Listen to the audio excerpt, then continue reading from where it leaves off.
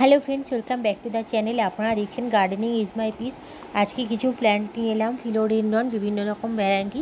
খুব সহজে গাছগুলো গ্রো করে জলে আর বালি বা মাটি যে কোনো কিছুতে। এরা খুব সহজে, এরা মরে না। একটা থেকে আপনি ভাববেন যে গাছটা মারা গেছে, কিন্তু তা না।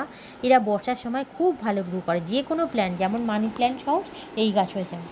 সেই জন্য এই গাছের ভিডিওগুলো আপনাদের দিচ্ছি। বিভিন্ন ধরনের কালেকশান সংগ্রহ করে এই গাছগুলো আপনাদের দেখাই যে কত রকমের ফিলোডেন্ড্রন প্ল্যান্ট আছে আর কত সহজে হয়ে যায়। যেমন আপনারা মানি প্ল্যান্টের একটা পাতা দিয়ে গ্রো করতে পারেন, এটাও সেরকম। কিন্তু পাতা দিয়ে যেহেতু দেরি হয়, তো আপনারা একটা কাটিং দিয়ে এই গাছগুলো গ্রো করে নিতে পারবেন।